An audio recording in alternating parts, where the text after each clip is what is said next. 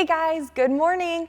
I'm Taylor, and this month we are continuing to talk about confidence. Confidence is learning to see yourself the way that God sees you. And true confidence is learning to trust God no matter what. So let's see what Graham has to say today about confidence. The Bible. It's 66 books of history, stories, letters, and poetry that fit together to form God's one big story. The epic adventure of how He created us and loves us so much that He made a way to rescue us. As we travel through the Bible, from Genesis to Revelation, we discover people who met God and found their lives changed forever.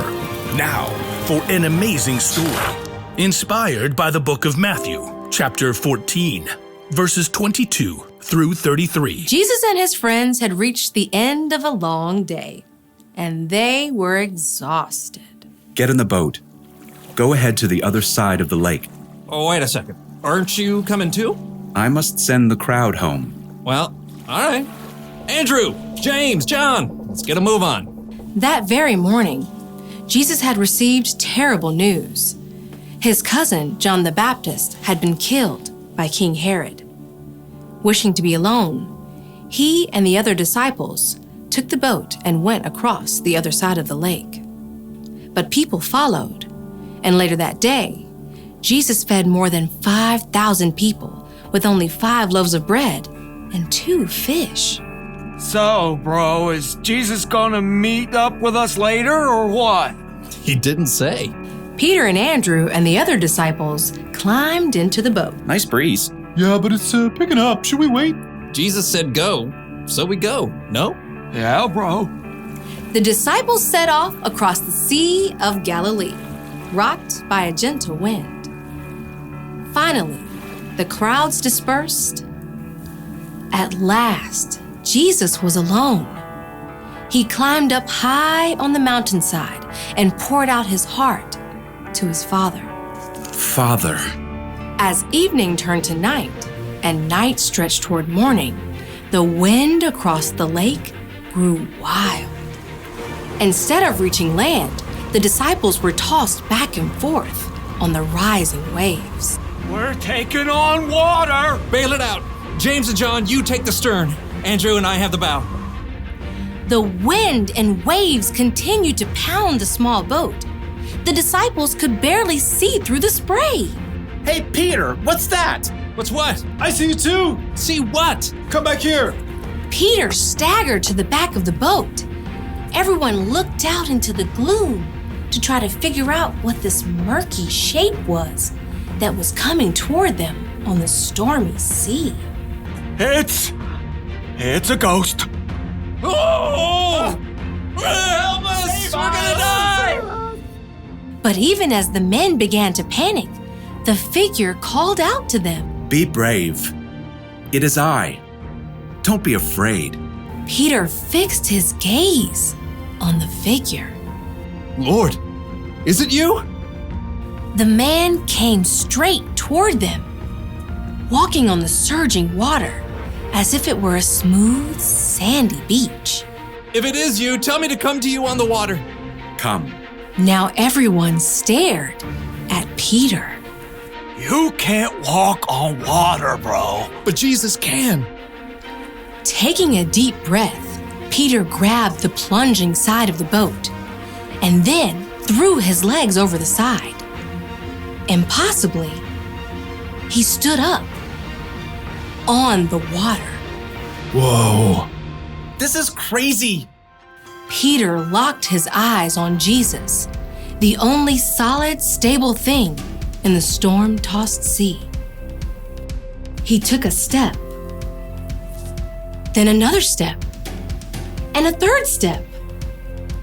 But at that moment, Peter caught sight of a monstrous wave at the edge of his vision. He turned his gaze toward the monstrous wall that threatened to crush him. No! Instantly, Peter lost his footing. The water sucked him down and whipped him around. Lord, save me! Immediately, Jesus reached out and grabbed Peter's hand. Your faith is so small. Why did you doubt me? Jesus firmly helped Peter back into the boat.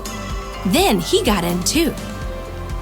The wind died down and the water became smooth as glass. Jesus' friends sank down in the wet deck of the boat and stared at him in awe. You really are the Son of God. Free of the storm, the boat sailed smoothly across the water, guided by a gentle breeze. As day broke, Jesus and his friends landed at Gennesaret. After a night they would never forget.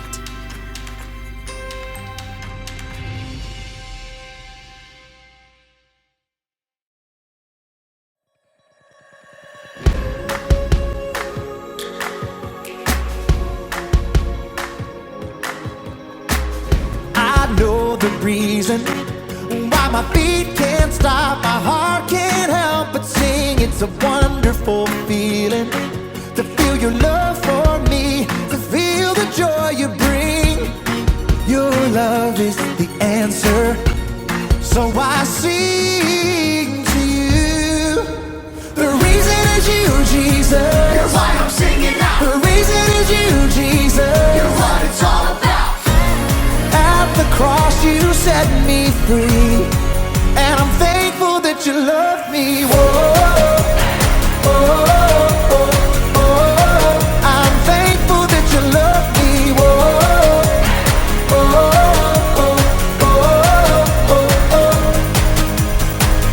I know the reason why my hands are up, my feet dance down below. It's a wonderful feeling that I belong to you, no matter where I may go. Your love is the answer, so I sing to you. The reason is you, Jesus. You're why I'm singing now. The reason is you, Jesus. You're what it's all about. At the cross you set me free, and I'm thankful that you love me. Whoa, oh, oh, oh. I'm thankful that you love me. Whoa, oh, oh, oh, oh, oh. All right, let's get it. Come on. 1, 2, 3, sing. I can't stop this feeling. Jesus, you're the reason. I never wanna shake this feeling. Jesus, you're the reason. I can't stop this feeling. Jesus, you're the reason. I never wanna shake this feeling. Jesus, you're the reason. The reason is you, Jesus. You're why I'm singing now. The reason is you, Jesus. You're what it's all about. At the cross you set me free, and I'm thankful that you love me. Whoa, oh, oh, oh. So thankful that you love me. Whoa, oh, oh, oh, oh.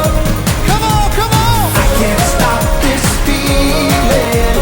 Jesus, you're the reason. Let's go. I never wanna shake this feeling. Jesus, you're the reason. Come on. I can't stop this feeling.